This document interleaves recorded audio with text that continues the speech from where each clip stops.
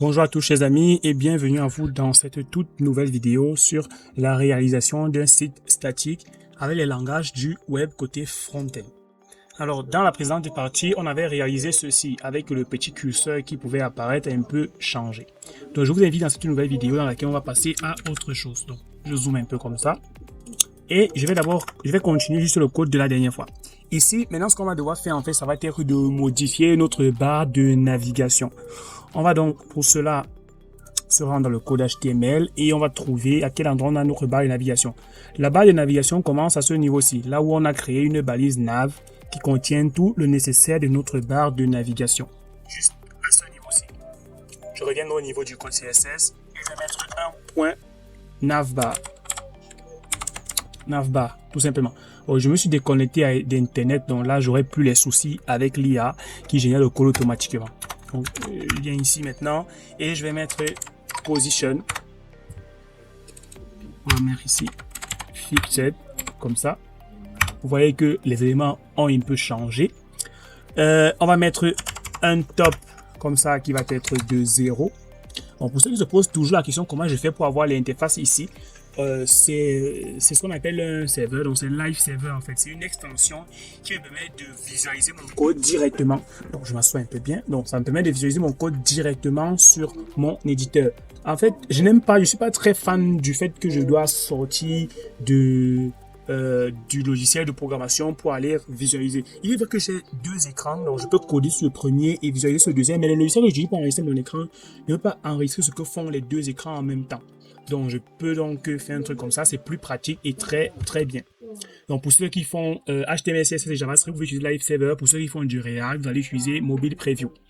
Donc, ici, je vais maintenant mettre left, et moi aussi à 0, comme ça.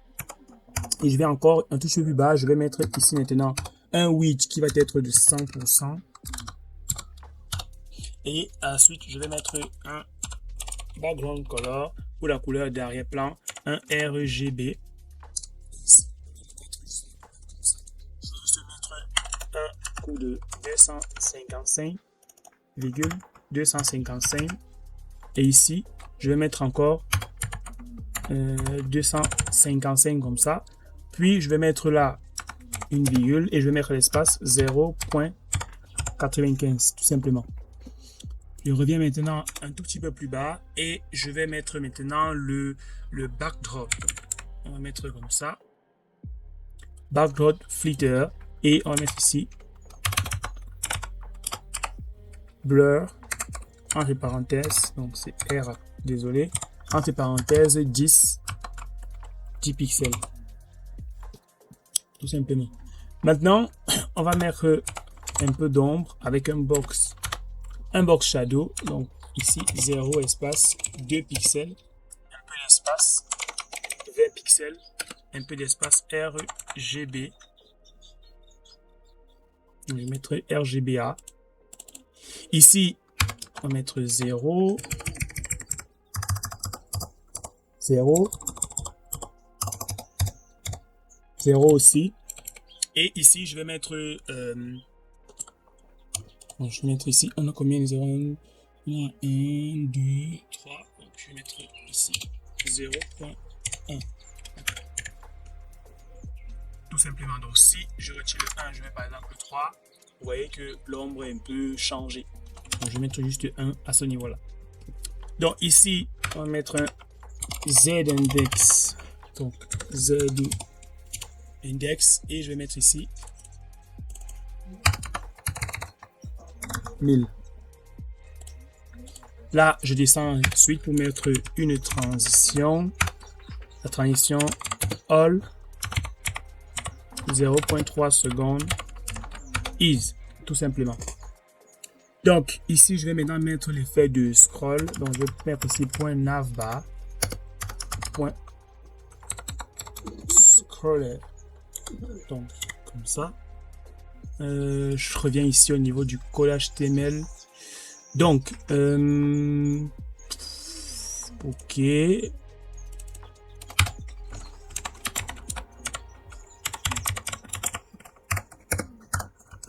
Ça va en fait apporter les modifications lorsque on va pouvoir scroller sur Donc, si je viens ici, comme ça, vous pouvez voir que là, je scroll comme ça, vous voyez que la navbar a certaines animations à elle.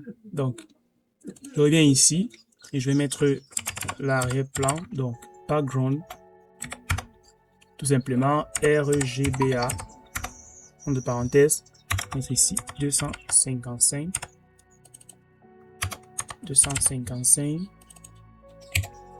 255 et je vais mettre 0.98 ici. Donc voilà. Maintenant, je vais mettre le box shadow qui va être 0 espace 4 pixels, 30 pixels, RGBA, entre parenthèses, là je remets à 0, pareil pour ça, pareil ici, et ici 0.15, tout simplement.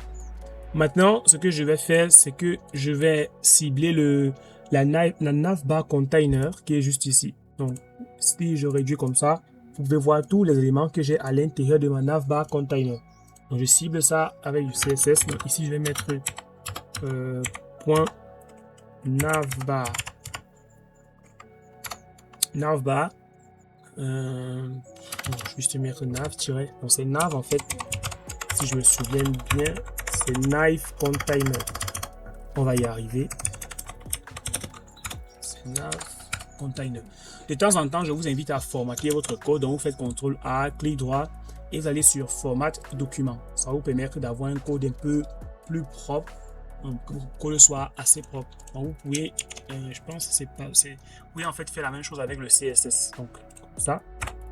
Maintenant, ici, bon, déjà avant de continuer, certains m'avaient posé la question sur le groupe WhatsApp à savoir est-ce que c'est possible de coder en CSS sur une même ligne. Oui, c'est tout à fait possible.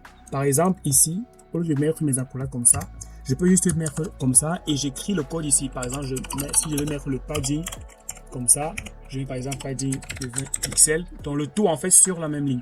Mais le plus courant, la plupart du temps, c'est coder soit comme ça. Donc soit vous faites comme ça, soit vous venez comme ça, ce que moi je préfère souvent la plupart du temps.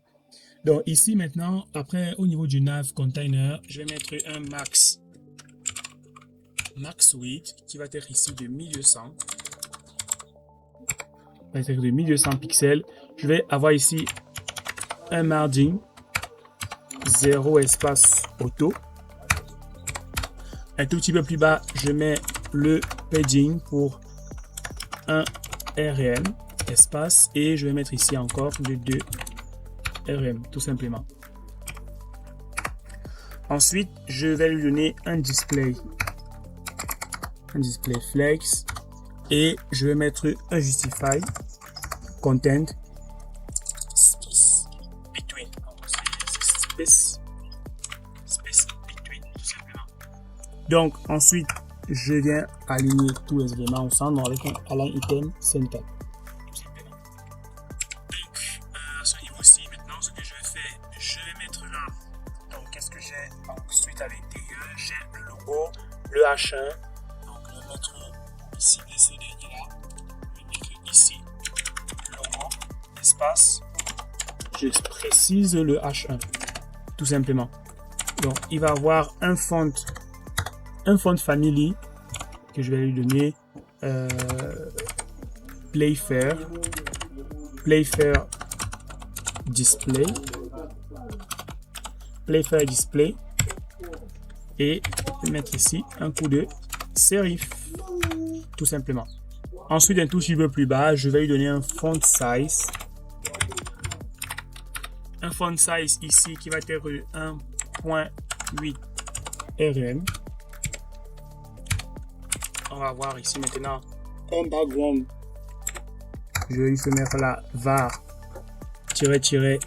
gradient 1 tout simplement. Vous voyez que là il y a une belle modification qui a été faite. Ensuite ici je vais mettre le WebKit. Donc WebKit background. Donc je vais mettre WebKit comme ça. Je vais mettre background clip, deux points, texte. Et ici, je vais mettre la même chose en faisant juste WebKit, texte, fil.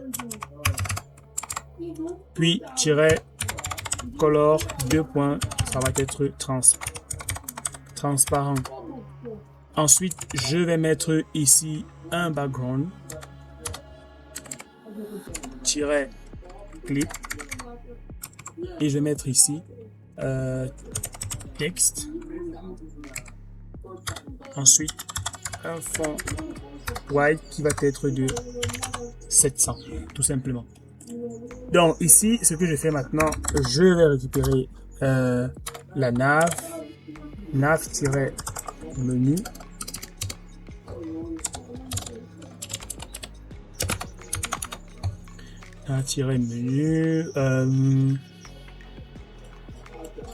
Ok, donc ici je mets nav-menu. Oui. Bon, je reviens là. Standez un peu un instant. Qu'est-ce qu'il y a par ici? Donc nav-menu, je vais essayer de supprimer comme ça. Ok.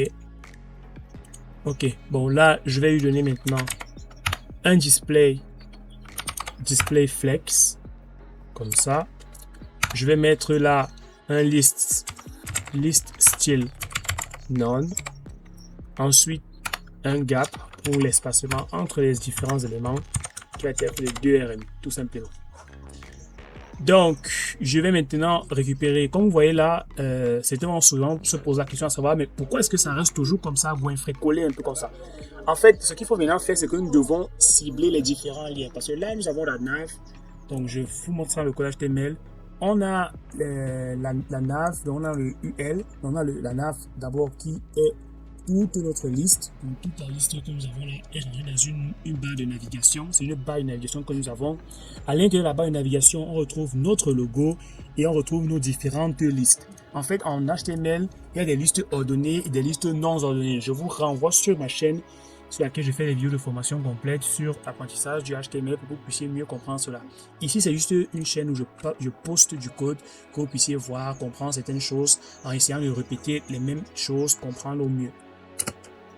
Donc, ce que je vais faire maintenant, je vais mettre .nav et je vais mettre -link. Donc, je viens ici, donc nav-link. Ok, ça va me permettre juste de cibler les différents liens qui sont à l'intérieur. Donc pour un test d'abord, je vais mettre color red. Ok, donc ça va fonctionner parfaitement. Donc je fais CTRL Z comme ça. Ok, ici je vais d'abord commencer par mettre un text decoration pour retirer les soulignements là. Text decoration none, ça va permettre de retirer les soulignements que j'ai. Ensuite, je vais donner la couleur, mettre ici color, et il va décider de la couleur des différents liens. Donc, je récupère la couleur que j'ai créée, qui est dans la variable au niveau du CSS. Je mets var et je vais mettre -dark parce que je veux que ça soit en noir. Donc, tout simplement. Et ici, je vais mettre une taille, une grosseur pour les différents textes. Donc, je vais mettre la taille va être de 500. Et un tout petit peu plus bas, je vais mettre une position au niveau de, au lieu de mettre inherit, et je vais juste mettre relative. Un tout petit peu plus bas, je donne une transition. Faisons ici transition 2 points. Pour ceux qui ne comprennent pas bien l'effet de transition en CSS, je vous renvoie vers ma précédente vidéo sur l'autre chaîne, sur la deuxième chaîne, où je vous avais montré l'effet de transition. Je vous avais expliqué en mieux l'effet de transition en CSS, comment ça fonctionne, comment mettre en place une transition en CSS. Donc ici, je vais mettre le délai, donc 0.3 secondes is, tout simplement, ici. Ensuite, je vais lui mettre un padding et je vais mettre 0.5 rm, puis 0. Donc, on revient un peu sur le site d'origine. Donc, je vais actualiser un peu ça. Je vais un peu inspecter. Bon. Là, j'essaie de voir un peu comment le code va se déplacer. Donc, vous voyez que à chaque fois que je clique sur un élément, il y a à ce niveau-ci, il y a comme un code qui se déplace un peu. J'essaie de mieux voir ça. Bon. Ok.